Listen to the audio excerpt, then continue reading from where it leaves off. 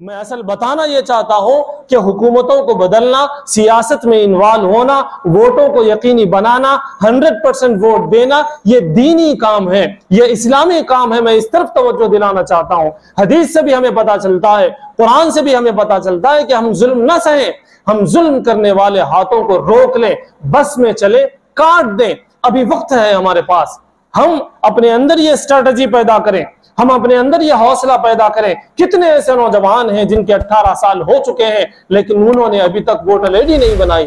कितने लोग ऐसे हैं जिन्होंने अब तक चेक नहीं किया, हालांकि आपके वोटर आईडी कार्ड पर लिखा हुआ है कि इसकी वैलिडिटी ओनली 1 ईयर, 1 साल के लिए वैलिड है। हमें चेक करना होगा कि इस मर्तबा हमारा वोट बाकी है भी या नहीं, हमारे घर वालों का वोट बाकी है भी या नहीं। ये हमारा हथियार है, हम जालिम के हाथ काट दें। वयस्सिरली अमरी वहलुल उक़दतम मिन लिसानी यफ़क़हू क़ौली। अल्लाहुम्मा सल्लि अला मुहम्मद व अला आलि मुहम्मद कमा सल्लैत अला इब्राहीम व अला आलि इब्राहीम इन्नका हमीदुम मजीद। अल्लाहुम्मा बारिक अला मुहम्मद व अला आलि मुहम्मद कमा बारकत अला इब्राहीम व अला आलि इब्राहीम इन्नका हमीदुम मजीद। मोहतरम बुजुर्गों और मिल्लत के नौजवानों, आज के खिताब में इंशाअल्लाह जानने की कोशिश करेंगे सियासत और सीरत मुस्तफ़ा सल्लल्लाहु अलैहि वसल्लम। ये सियासत और हुकूमत और हुक्मरानी जो है, नबी पाक सल्लल्लाहु अलैहि वसल्लम ने, शरीयत ने, कुरान ने इसके लिए क्या तालीमात दी हैं, जो हुकूमत करते हैं उनके लिए, जो हुकूमत बनाते हैं उनके लिए। इंशाअल्लाह क़द्रे तफसील से वो चीज़ें हम जानने की कोशिश करेंगे। अगर ये 20-25 मिनट काफ़ी ना हो सके तो इंशाअल्लाह आगे की जो बात होगी वो अगले जुमा में पेश करने की कोशिश की जाएगी। बहरहाल मिल्लत के नौजवानों और बुजुर्गों, ये जो इस्लाम है ये आफाकी मजहब है। इस इस्लाम ने, इस मजहब ने जिंदगी के किसी पहलू को तिश्ना नहीं छोड़ा। चाहे आदमी जिस सिचुएशन में हो, चाहे इज्तिमाई सिचुएशन हो, चाहे इनफरादी मामला हो, चाहे ख़ानदानी मामला हो, चाहे मोहल्ले और गांव का मामला हो, चाहे शहर और स्टेट का मामला हो, चाहे सारे मुल्क का मामला हो, चाहे पूरे वर्ल्ड का मामला हो, हर एतबार से दीन इस्लाम ने, शरीयत मोहम्मदी ने, रसूल पाक सल्लल्लाहु अलैहि वसल्लम ने, ये कुरान के दस्तूर ने रहनुमाई की है। दुनिया का कोई लम्हा, दुनिया का कोई मामला इससे खाली नहीं है कि अल्लाह रब्बुल इज़्ज़त ने कुरान करीम में उससे मुताल्लिक़ अहकाम बयान न किए हो, रसूल पाक सल्लल्लाहु अलैहि वसल्लम ने उसका तरीक़ा न बताया हो। ऐसा कोई काम नहीं है इस दुनिया के अंदर। जो चीज़ें जायज़ और दुरुस्त है, जो चीज़ें अल्लाह को पसंद है, उन चीज़ों की मैं बात कह रहा हूँ। तो चूँकि अब सियासत गर्म है, अब चूँकि हुकूमतें बदलने वाली हैं, अब चूँकि पार्टियां एड़ी चोटी का जोर लगाने वाले हैं, तो मैं इसलिए ये बात बताना चाहता हूं कि ऐसे माहौल में हम सीरत रसूल सल्लल्लाहु अलैहि वसल्लम को देखें तो वहां पर हमें किस तरह की सियासत मिलती है। आज की सियासत जालिमाना सियासत है, आज की सियासत बुलडोजर की सियासत है, आज की सियासत नाइंसाफी की सियासत है, आज की सियासत तअस्सुब फीलिंग की सियासत है। जब बात सियासत की आती है, चूंकि हम इस जमाने में जिंदगी गुजार रहे हैं और आज हम वायरल वीडियोस देख रहे हैं, न्यूज़ चैनल्स देख रहे हैं, मैसेजेस देख रहे हैं, हम अपने आसपास का मामला देख रहे हैं तो सियासत की जब बात आती है तो हमारे जहनों में यही बात आती है कि भाई सियासत ये तो घूड़ है, ये तो गंदी नाली है, ये तो खुराफात का एक मजमुआ है, ये हमारे जहनों में बात आती है। जब बात यूं कही जाए कि सियासत और सीरत नबी सल्लल्लाहु अलैहि वसल्लम, तो बहुत सारे लोगों को परेशानी होगी कि भाई सियासत से नबी की जिंदगी कैसे जुड़ सकती है। ये बात आज की नहीं है, ये बात इससे पहले भी हो चुकी है। रसूल पाक सल्लल्लाहु अलैहि वसल्लम के मबऊस होने से पहले जो मामला लोगों का था, जिस तरह के मज़ाहिब थे, अगर उसको तकसीम किया जाए तो दो तरह के मज़ाहिब थे। एक मजहब खुदा का, एक मजहब कैसर का। जो लोग अल्लाह के लिए, खुदा के लिए जो चीजें खास समझते थे वो बहुत खास चीजें थी, और बहुत सारी चीजें ऐसी थी जो कैसर यानी बादशाह के लिए खास थी। या तो रहबानियत इख्तियार करें, दुनिया से बेताल्लुकी करें, शादी बियाह ना करें, भाइयों से रिश्ता तोड़ दें, बहनों से रिश्ता खत्म कर दें, वालिदैन को खैरबाद कह दें और जाकर जंगल में रहें अगर खुदा को मानना है। ये रहबानियत थी। और जो खुदा को मानना चाहते थे उनके लिए यही रास्ता रह गया था। लेकिन इधर एक कैसर हुआ करता था, एक बादशाह हुआ करता था, उसके कुछ हुकूक थे, उसके भी सजदे थे, उसकी भी पूजा की जाती थी, उसकी भी आओ भगत की जाती थी। यानी दो तरह का मजहब था, या तो खुदा के लिए जिंदगी गुजारे या कैसर के लिए जिंदगी गुजारे। ये सियासत का कोई तसव्वुर नहीं था। अल्लाह के रसूल सल्लल्लाहु अलैहि वसल्लम जब मबऊस हुए, आप सल्लल्लाहु अलैहि वसल्लम ने बताया कि सियासत क्या चीज है।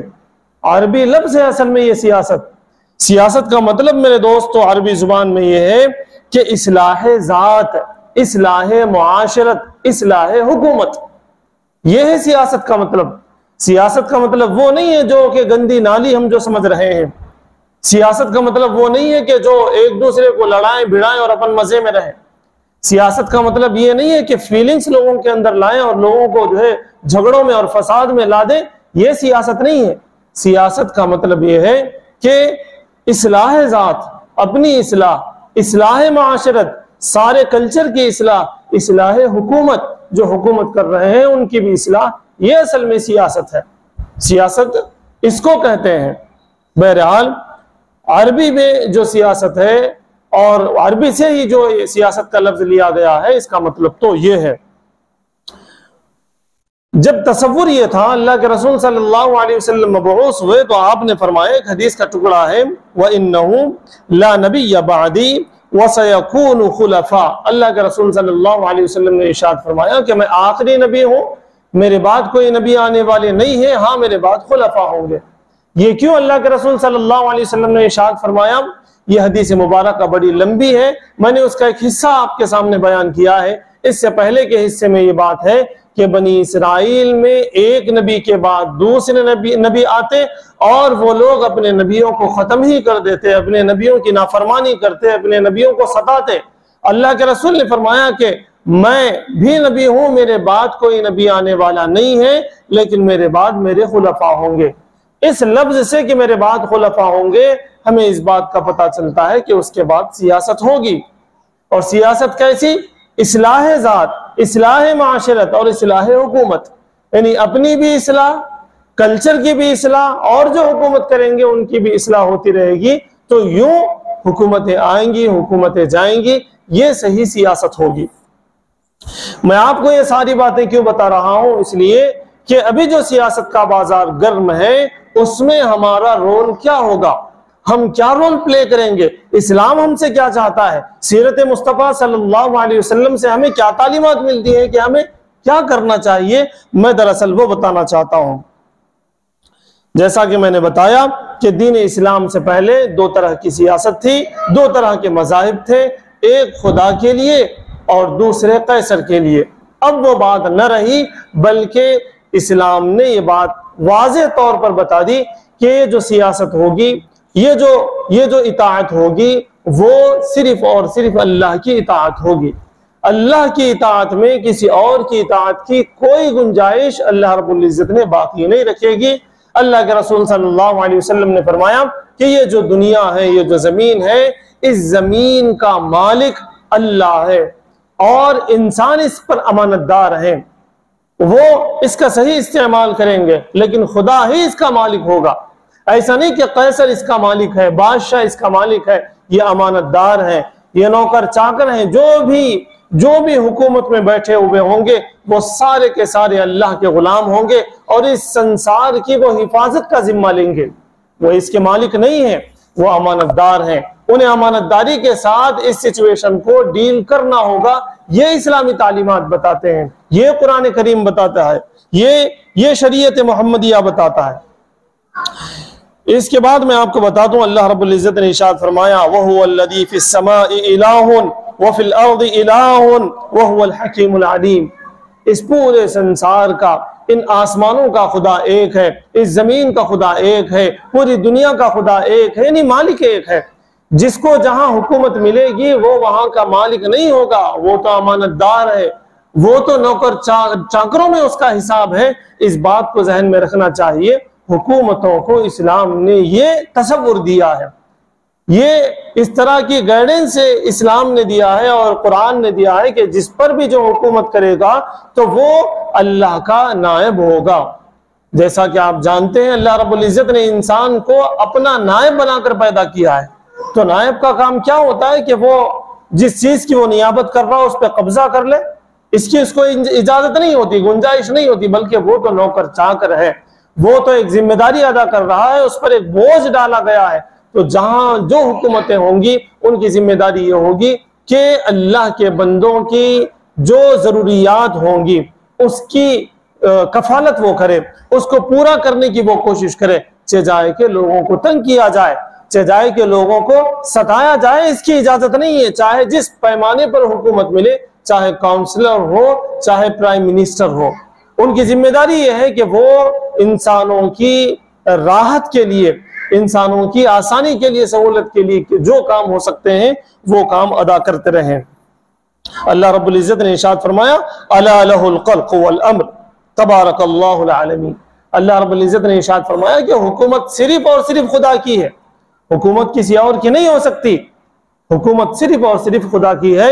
ये जो हुकूमत आर्जी तौर पर दुनिया में दी जाती है वो महज अमानतदारी है, वो महज आपको एक काम दिया जा रहा है, उस काम को सरअंजाम देना और सही रूल्स और रेगुलेशन के साथ देना ये जरूरी हो जाता है। चाहे कि आज की हुकूमतें ये समझती हैं कि भाई हमारी हुकूमत है तो हम चाहे जो चाहे वो करें, इसकी गुंजाइश नहीं है।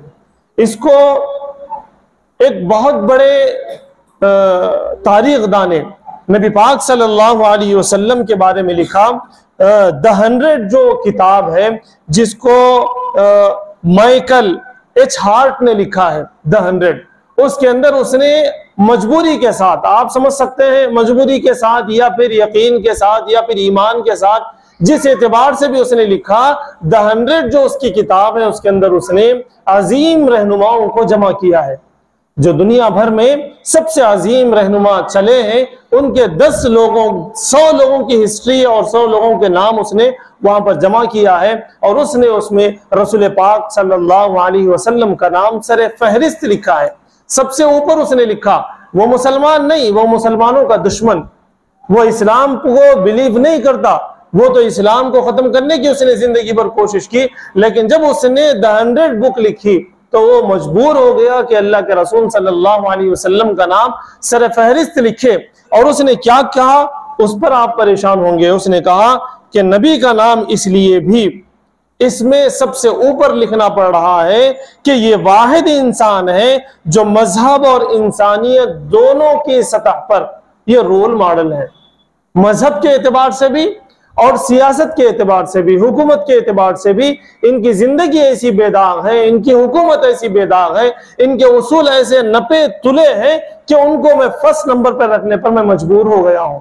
तो इधर कुरान भी कहता है कि इन्नका लअला खुलुक़िन अज़ीम, कि हमने नबी सल्लल्लाहु अलैहि वसल्लम आपको बेहतरीन अखलाक का नमूना बनाकर पेश किया है। तो रसूल पाक सल्लल्लाहु अलैहि वसल्लम जहां खाने पीने की चीजों के लिए नमूना है, जहां उठने बैठने की चीजों के लिए नमूना है, जहां देखने और बोलने की चीजों के लिए नमूना है, मेरे दोस्तों, वही अल्लाह के रसूल सल्लल्लाहु अलैहि वसल्लम ने पैकेज दिया है हुकूमत का, उसमें भी अल्लाह के रसूल सल्लल्लाहु अलैहि वसल्लम इत्तिबा के लायक है। इत्तिबा उन्हीं की जाए जहां सियासत की जाए।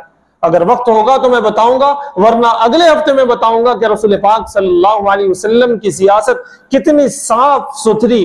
अल्लाह के रसूल सल्लल्लाहु अलैहि वसल्लम की हुक्मरानी में किसी भी आदमी पर, किसी भी औरत पर, किसी भी फर्द पर, किसी भी बशर पर, यहां तक के जानवरों पर भी जुल्म न हुआ। ऐसी सियासत और ऐसी हुकूमत रसूल पाक सल्लल्लाहु अलैहि वसल्लम की थी। तो ये मजबूर हुआ, माइकल एच हार्ट मजबूर है कि वो द 100 में अल्लाह के रसूल सल्लल्लाहु अलैहि वसल्लम के नाम को सर फहरिस्त लिखे। इसी तरह से मैं आपको बता दूं, इक़्तिदार सिर्फ नेक लोगों का होगा। मैं एक रुख पर मैं अपनी बात को ले जाना चाहता हूं। या तो हम हुकूमत करते हैं या फिर हम किंग मेकर हुआ करते हैं। इस तरफ मैं इशारा देना चाहता हूं कि अगर हमें हुकूमत करनी होगी तो कुरान और सीरत रसूल सल्लल्लाहु अलैहि वसल्लम हमें क्या पैगाम देता है, क्या उसूल हमें बताए जाते हैं। या अगर हम किंग मेकर बनना चाहते हैं तो किस तरह, किस अंदाज से हमें बनना चाहिए, वो उस चीज के लिए अल्लाह रब्बुल इज्जत क्या फरमाते हैं, अन्नल अर्द यरिसुहा इबादी अस्सालिहून। अल्लाह रब्बुल इज्जत इरशाद फरमाते हैं कि हुकूमतें दुनिया जहान की हुकूमतें सिर्फ और सिर्फ नेक लोगों के लिए हैं। इस आयत करीमा को हमें समझना चाहिए। यहां हमें एक पैगाम मिलता है, अगर हम हुकूमत नहीं बना सकते लेकिन हम हुकूमत में लोगों को ला सकते हैं, हुकूमत से लोगों को हटा सकते हैं, तो हमें सबसे पहले नेक बनने की जरूरत है। जब तक हम नेक नहीं बनेंगे मेरे दोस्तों, हम जिसे चाहें उसे ला नहीं सकते, हम जिसे चाहें उसे ला नहीं सकते, हम जिसे चाहें उसे वहां से हटा नहीं सकते। इसलिए कि अल्लाह रब्बुल इज्जत ने इरशाद फरमाया, हुकूमत वही बना सकता है जो नेक होगा। आपको यह शुबा होगा, भाई हम नेक नहीं होंगे लेकिन मुसलमान हैं तो हुकूमत बना नहीं सकते, किसी को ला नहीं सकते, किसी को हटा नहीं सकते, तो ये क्या बात हुई कि जालिम हुकूमतें हमारे ऊपर क्यों हैं, जबकि कुरान कहता है कि हुकूमत तो नेक लोगों के लिए है। मेरे दोस्तों, इस बात को समझने की जरूरत है, इस बात को समझने की जरूरत है कि अल्लाह रब्बुल इज्जत ने यह भी इरशाद फरमाया कि ये जो जिंदगी है, ये जो दुनिया है, ये दारुल इम्तिहान है। अल्लाह रब्बुल इज्जत ने इस दुनिया को दारुल इम्तिहान बनाया है। अल्लाह के रसूल सल्लल्लाहु अलैहि वसल्लम ने इरशाद फरमाया, ये दुनिया मुसलमान के लिए कैद खाना है और गैर मुस्लिम के लिए ये जन्नत है। तो यहाँ उनको हुकूमत भी मिलेगी, यहाँ उनको सियासत भी मिलेगी, यहाँ उनको अच्छी जिंदगी भी मिलेगी, यहाँ उनको जुल्म करने का मौका भी मिलेगा। लेकिन हमें यह देखना होगा कि हमारा रोल क्या होना चाहिए, कुरान के अकॉर्डिंग, सीरत नबी सल्लल्लाहु अलैहि वसल्लम से मुतालिक हमें क्या करना है, उस तरफ हमें ध्यान देने की जरूरत है। बड़े अफसोस के साथ मैं आपको बता दूं, हर काम के अंदर, हर सक्सेस के अंदर अल्लाह रब्बुल इज्जत ने यह बताया कि तुम नेक बन जाओ। जहां अगर एक सक्सेसफुल शौहर के बारे में कुरान ने और हदीस ने कुछ कहा तो वहां पर भी ये फिटिंग है कि नेक बन जाओ। औलाद अगर कामयाब हो इसके लिए भी बताया गया तो वहां पर भी एक फिटिंग लगाई गई कि तुम नेक बन जाओ। अगर वालिदैन के बारे में कहा गया कि वो कामयाब है तो वहां पर भी लगाया गया कि तुम नेक बन जाओ। बीवियों के लिए भी कहा गया कि तुम नेक बन जाओ, पड़ोसियों के लिए भी कहा गया कि वहां तुम नेक बन जाओ। इसी तरह से मेरे दोस्तों, अगर हमें हुकूमत बनानी है, अगर हमें हुकूमत से लोगों को हटाना है तो हमें सबसे पहले नेक बनने की जरूरत है। क्यों जरूरत है भाई? इसलिए कि सारी चीजें अल्लाह के कब्जे कुदरत में है, सारी चीजें अल्लाह के कब्जे कुदरत में है। तो जब हम अल्लाह को राजी कर लेंगे तो फिर सारी चीजें हमारे लिए आसान हो जाएंगी। हुकूमत को हटाना और हुकूमत को लाना यह भी हमारे लिए उसी वक्त आसान हो सकता है जब हम नेक बन जाएं। मैं आपको बता दूं, अल्लाह के रसूल सल्लल्लाहु अलैहि वसल्लम ने जो हुकूमत करना चाहिए उसके अंदर अल्लाह के रसूल सल्लल्लाहु अलैहि वसल्लम ने 4 चीजों को मलहूज रखा। चूंकि हम भी किंग मेकर बन सकते हैं, चूंकि हम भी हुकूमतों को ला सकते हैं और हुकूमतों को हटा सकते हैं, तो अल्लाह के रसूल सल्लल्लाहु अलैहि वसल्लम ने मक्की जिंदगी में किन चीजों को अपनाने की कोशिश की है, वो 4 चीजें मैं आप हजरात के गोशे गुजार करके मैं अपनी बात खत्म करना चाहूंगा। आगे की जो बात होगी इंशाअल्लाह वो अगले जुमा में पेश करने की कोशिश की जाएगी कि अल्लाह के रसूल सल्लल्लाहु अलैहि वसल्लम जब हुकूमत में आ गए तो उनके रूल्स और रेगुलेशंस क्या थे, उन्होंने किस अच्छे अंदाज से हुक्मरानी की और सियासत की। जैसा कि मैंने बताया कि जब सियासत का नाम लिया जाता है तो उसको सीरत से बहुत दूर समझा जाता है, उसको मुसलमानियत से बहुत दूर समझा जाता है, उसको कुरान और हदीस से परे समझा जाता है। मेरे दोस्त, तो ऐसी बात नहीं है। कुरान करीम के अंदर कई सारी आयतें हैं जिसमें सियासत कैसे किए जाए उसकी रहनुमाई की गई। अहादीस मुबारका के अंदर कई सारे वाक़यात मौजूद हैं जिसमें यह बताया गया कि सियासत कैसे की जाए। बहरहाल सियासी हिकमत अमली रसूल पाक सल्लल्लाहु अलैहि वसल्लम की 4 चीजों पर थी। सबसे पहली चीज थी मुशरिकीन को इस कदर दुश्मनी के बावजूद माफ कर दें। ये अल्लाह के रसूल सल्लल्लाहु अलैहि वसल्लम की सबसे पहली पॉलिसी थी। सबसे पहली पॉलिसी ये थी कि मक्के मुकर्रमा में अल्लाह के रसूल को, सहाबा को, सहाबियात को, छोटों को, बड़ों को, बूढ़ों को, खुद रसूल पाक को वो लोग सताते थे, ताने मारते थे। इसके बावजूद स्ट्रेटेजी जो थी रसूल पाक सल्लल्लाहु अलैहि वसल्लम की, आप सल्लल्लाहु अलैहि वसल्लम की हिकमत अमली जो थी वो ये थी कि इनको माफ कर दें, दरगुजर कर दें, इनसे इंतकाम न ले, ये थी। तो अभी हमारा जो दौर है वो मक्की दौर है। अभी हमें खामोश रहना चाहिए। चंद लोग जो चैनल्स पे जाकर, चंद लोग जो खुद से अपने चैनल्स पे जाकर जो है इनके खिलाफ, उनके खिलाफ बकने की कोशिश करते हैं और सियासी चाल चलने की कोशिश करते हैं, वो इस हिकमत अमली के खिलाफ है। इससे बहुत नुकसान होता है। हमें मालूम नहीं होता जहां पर मेजॉरिटी मुसलमानों की ज्यादा है, हमें मालूम नहीं होता जहां पर हुकूमतें बहरहाल एक हद तक हमारे हक में है, लेकिन उन जगहों पर जहां घरों पर बुलडोजर चल रहे हैं, उन जगहों पर जहां मस्जिदों पर बुलडोजर चल रहे हैं, उन जगहों पर जहां बच्चियों के चेहरे से नकाब निकाला जा रहा है, उन जगहों पर जहां दाढ़ियां निकालने के मुतालिबे किए जा रहे हैं, वहां बहुत परेशानी होती है। बाद सियासी कायदीन भी हैं जो अपने मफाद के लिए ऐसे बयानात देते हैं जिससे मुसलमानों का नुकसान होता है। अल्लाह के रसूल सल्लल्लाहु अलैहि वसल्लम की पहली हिकमत अमली ये है कि इनके मुंह न लगे, खामोश रहें। इस पर हमें ध्यान देने की जरूरत है। वअरिज़ अनिल मुशरिकीन, कुरान की आयत भी इस पर शाहिद है। अल्लाह के रसूल सल्लल्लाहु अलैहि वसल्लम उनको कुछ ना कहते, वो मारते, वो डराते, वो कचरा फेंकते, वो कांटे बिछाते, इसके बावजूद अल्लाह के रसूल सल्लल्लाहु अलैहि वसल्लम कुछ ना फरमाते। दूसरी चीज है वो सब्र है। सब्र का जो पैमाना है उसको वसी किया जाता। अल्लाह के रसूल सल्लल्लाहु अलैहि वसल्लम ने जहां इंतकाम से रोका वहीं सब्र की भी तलकीन दी और कहा फस्बिर कमा सबर उलुल अज़्मी मिनर रुसल। अल्लाह के रसूल सल्लल्लाहु अलैहि वसल्लम को यह हुक्म दिया गया, जिस तरह उलुल अज़्म रसूलों ने सब्र किया है, आपको भी सब्र करना पड़ेगा, आपके सहाबा को भी सब्र करना पड़ेगा। आज हमसे अपील है कि हमें भी सब्र करना पड़ेगा। बहुत हद तक हमें सब्र करने की जरूरत है। अभी चीखने चिल्लाने की जरूरत नहीं है। अभी हम सीधा सीधा जो है अल्लाह से अपना ताल्लुक कायम करें, अपनी जड़ें मजबूत करने की कोशिश करें, लेकिन सब्र के साथ। और तीसरी चीज जो की गई थी वो हिजरत थी। जब लोगों ने बहुत सताया, अल्लाह के रसूल सल्लल्लाहु अलैहि वसल्लम ने हिजरत का मौका दिया, तो हिजरत की गई हबशा की तरफ, फिर हिजरत की गई मदीने मुनव्वरा की तरफ। आज हमारे लिए जो हुक्म है हिजरत का वो ये कि हम ऐसे मोहल्लों में न रहें जहां हम पर जुल्म होने का ज्यादा अंदेशा है।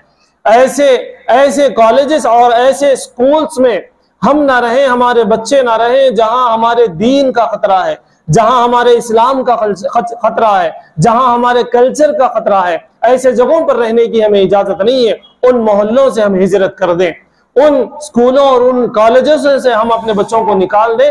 हमारे लिए ये हुक्म है। हमारे ईमान पर डाका डाला जा रहा है, हमारे इस्लाम पर डाका डाला जा रहा है, हमें अंदर से खोखला करने की कोशिश की जा रही है। तो आज हमारे लिए पैगाम यह है कि हम उन जगहों से अपने आप को खाली कर दें, उन जगहों पे जाने से हम महफूज रहें जहां जाकर हमारा ईमान खत्म हो सकता हो।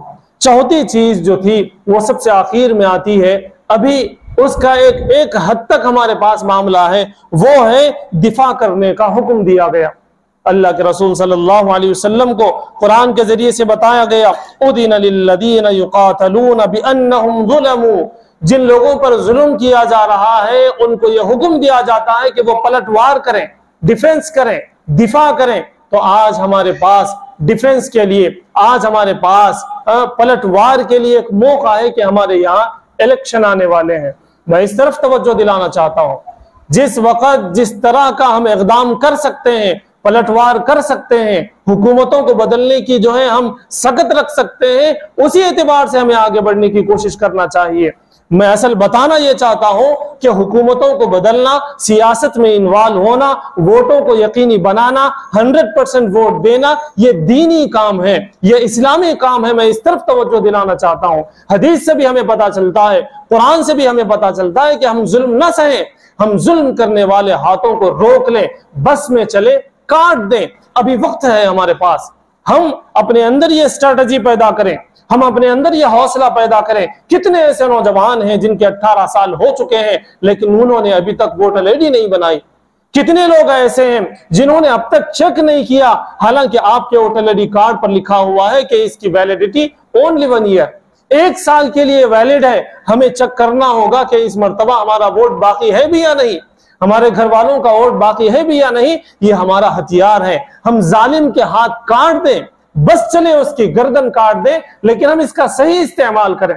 कितने लोग ऐसे हैं जिन्होंने अब तक अभी बस 4 दिन बाकी है, इन्वॉल्वमेंट उसके बाद नहीं होगा।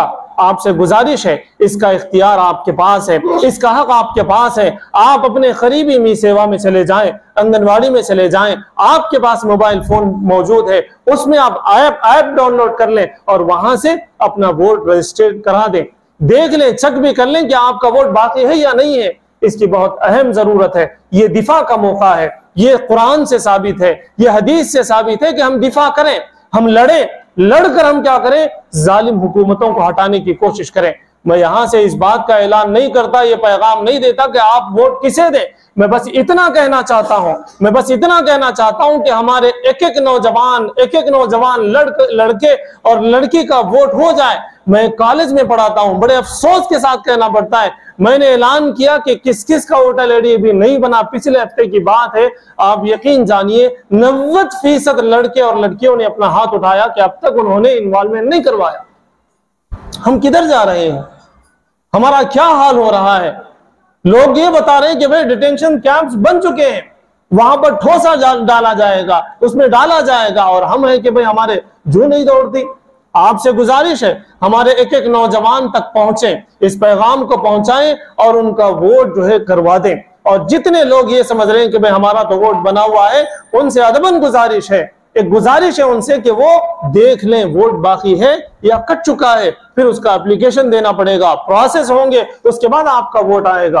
तो यूं मेरे दोस्तों, अल्लाह के रसूल सल्लल्लाहु अलैहि वसल्लम ने सियासत गर्म की है और सही सियासत की है, और करके बताया कि सियासत असल मामला है, सियासत असल नाम है इस्लाह ज़ात का, खुद की इस्लाह हो जाए, इस्लाह मुआशरत का, मुआशरे की इस्लाह हो जाए, इस्लाह हुकूमत का, हुकूमत की इस्लाह हो जाए। हमारे पास तीनों ऑप्शन मौजूद हैं। हम अपनी इस्लाह भी कर लें, मुआशरे की इस्लाह भी करें और हुकूमत को भी सबक सिखाएं। अल्लाह ताला से दुआ है कि अल्लाह ताला हमें नबी पाक सल्लल्लाहु अलैहि वसल्लम की हुई सियासत को समझने और उस पर अमल करने की तौफीक अता फरमाए। व आखिरु दावाना अनिल हम्दुलिल्लाहि रब्बिल आलमीन।